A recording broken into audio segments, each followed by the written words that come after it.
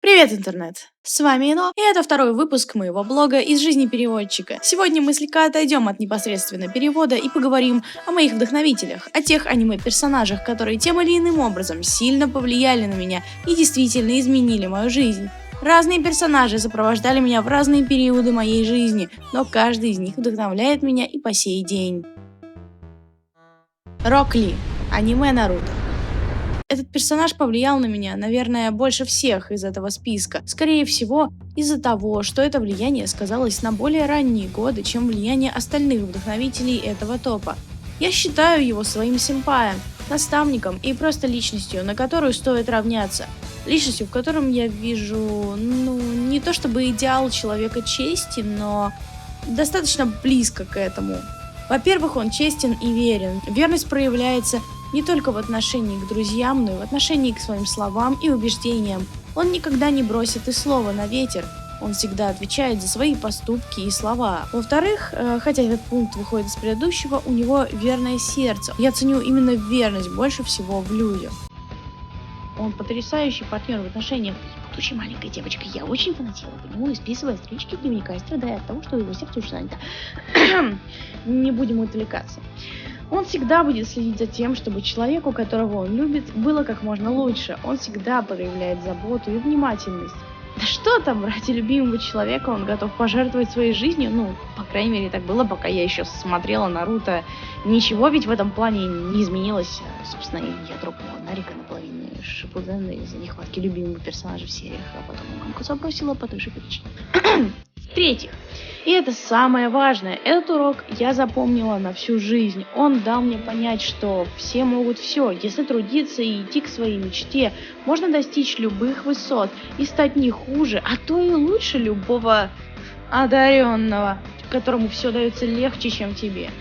Невозможных и недостижимых целей нет.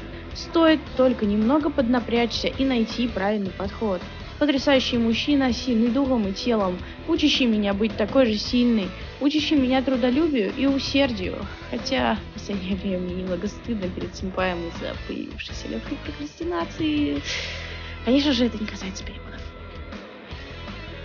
Иван Брагинский, он же Россия. Аниме Хиталия. Вот сейчас будет немного приторно и по-девчачьи, так что если боитесь чего-то там, переходите по тайм-коду к следующему персонажу. Просто именно он стал для мелкой меня своеобразной моделью или воплощением партнера мечты. В общем, знакомьтесь, моя вайфу или хазбанда, если угодно.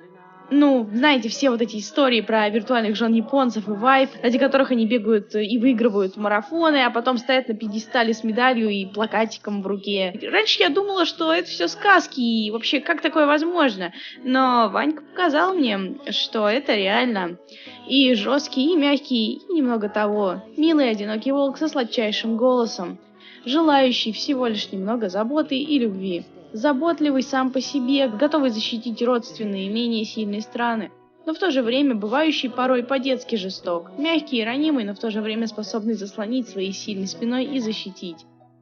Готовый откровенничать и рассказывать о том, что его беспокоит, но в то же время обладающий темным и жестоким прошлым, наложившим отпечаток на его психику. Я люблю этого персонажа и разлюбить уже не смогу. Раньше чуть ли не каждую ночь засыпала под то, как он считает овечек. Перестала только из-за Эрла. Безумно милый, радушный, немного наивный, чувственный, но в то же время надежный, сильный и со своими тараканами, постоянно скрывающийся за улыбкой и внешним неуныванием и прячущий свои печали, свою тоску, свои страдания.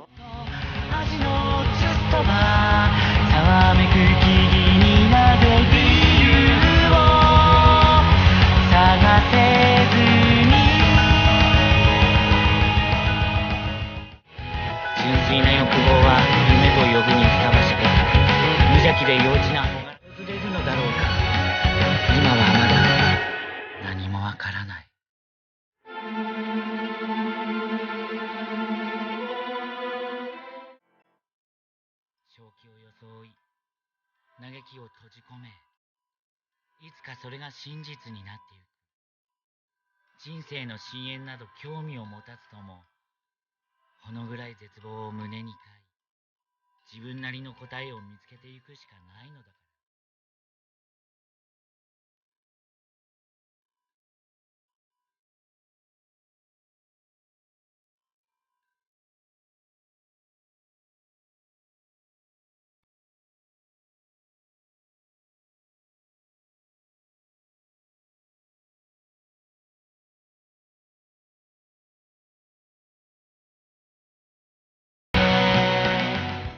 確かに今はまだ見えない確かに闇の彼方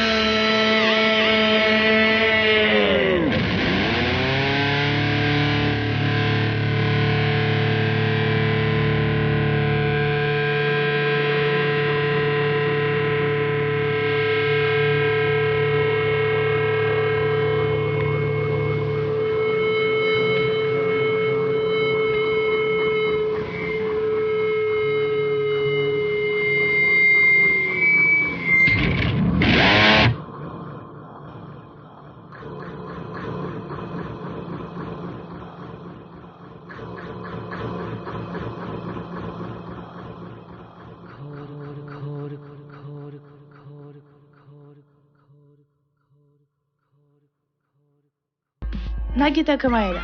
Серия игр и аниме Данганронпа. Знаю, спорный персонаж, не кидайтесь тапками, пожалуйста. Еще один страдалец, скрывающий боль за улыбкой. Ладно, это не совсем так, но нечто общее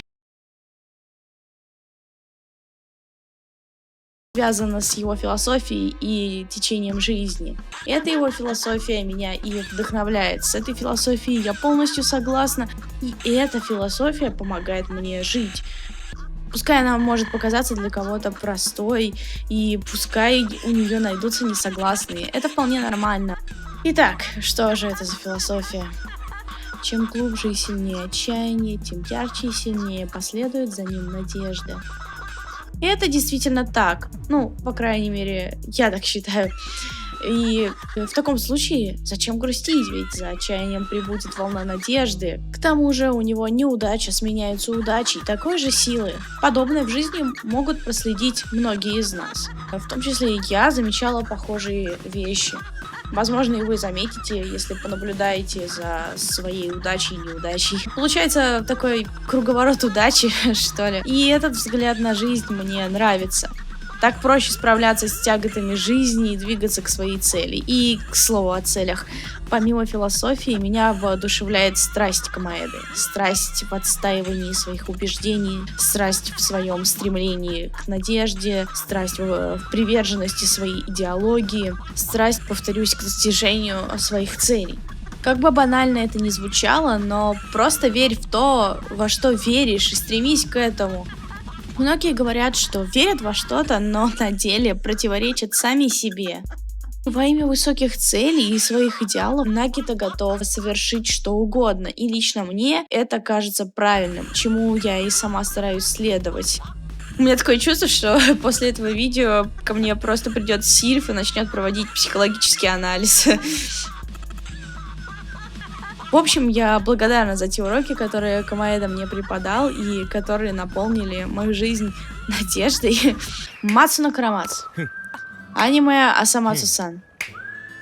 И снова персонаж из оперы, снаружи одно, внутри другое. Кто-то может посчитать его самовлюбленным нарциссом, пижоном или позером, и, возможно, отчасти это так и есть, но истинное лицо отличается. Перед нами предстает заботливый брат, готовый пойти ради дорогих и близких людей на все, отдающий им всего себя. Но его золотое сердце игнорируется и предается насмешкам. Он пытается быть сильным и надежным, крутым братом. Он старается быть тем, на кого его братья могут положиться и равняться. Он принимает людей такими, какие они есть, и старается их понять. Он всегда готов проявить доброту к человеку. И если не просто он кого-то любит, а еще и его любит в ответ, или ему кажется, что его любит в ответ, то он будет отдавать себя человеку еще сильнее. Он невероятно внимателен и заботлив, истинный джентльмен, пускай и со своими замашками, и порой неловкий. На самом деле, я считаю, что на Земле должно быть больше именно таких людей, как он. Честных, добрых, внимательных к окружающим. Он воплощает многие мои идеалы и подает мне прекрасный пример достойного человеческого создания. Вольфганг Амадей Моцарт. Или просто Моц. Аниме классикалоид. На данный момент это мой главный вдохновитель. Да, именно Моцарт из аниме. Реальная личность тоже весьма воодушевляет, и в какой-то период моей жизни на меня влияла именно реальная его личность. Но там все сложно. Тот Моцарт, который жил 200 лет назад, эта личность от нас далека, о ней известно меньше, ее сложнее прочувствовать. В аниме Моц приоткрыл мне на многое глаза и помог мне обрести истинную веру в себя. Я всегда говорю об уникальности другим людям, будь собой и прочее. Но, как говорится, у себя в глазу бревна не замечаем. Несмотря на все это, у меня были склонности подражать кому-то, копировать, изображать что-то, чего на самом деле нет, например, в эмоциях, каких-то жестах. Хотя я и старалась, и всегда стараюсь быть как можно более искренней. Я всегда говорила другим не бояться самого себя, полюбить себя и верить в себя. Но на самом деле, хотя я и боялась это признать, я пугалась чуть ли не всего и сомневалась почти в каждом своем поступке. Моц словно сказал мне: «Посмотри на меня. Разве я когда-нибудь кому-нибудь подражал? Разве я хоть когда-нибудь стеснялся хоть какой-нибудь части себя? Я всегда просто был собой и не обращал внимания на мысли и мнения других людей. Я просто делал то, что мне нравится. Я просто шел к своим целям. Так зачем же тебе пытаться скрыться? Зачем тебе чего-то бояться? Зачем тебе кого-то копировать? Ты это ты! И это просто чудесно! Лучше и быть не может!» И тогда я поборола в себе многие страхи, начала осуществлять многие задумки, стала смелее, и открытие в целом. Я наконец-то принимаю себя и считаю себя классной. Так должен мыслить каждый, как мне кажется. Я — это я не тот персонаж и не этот, просто я. Я лучше любого из образов. Смущение, страхи, сомнения — прочь! Я знаю, что способен на все. Знаю, что могу сделать все, что только захочу. Я знаю, что в меня верят. Я знаю, что меня любят. Я знаю, что меня ценят. Я знаю, что не ужасен. Я знаю, что тоже талантлив. Я знаю, что у меня есть ради чего жить и бороться. И теперь ничего не страшно. Раньше я только говорила, что верю в себя. А теперь я действительно в себя верю. И все благодаря тебе, Моц. Наконец-то я хотя бы отчасти готова к жизни. Спасибо тебе. Это был топ-5 персонажей, изменивших мою жизнь. С вами была Эно, вдохновленный переводчик. В следующем выпуске я расскажу о своем отношении к своему призванию переводчика, что думаю о нем и почему именно анимация. Ставь лайк, вступай в группу ВК, подписывайся на канал и жми на колокольчик, чтобы не пропускать видео от меня. И поддержи переводчика на Патреоне, чтобы видео выходили быстрее и качественнее. А у меня на канале ты еще найдешь много интересных видео разного формата. Еще услышимся!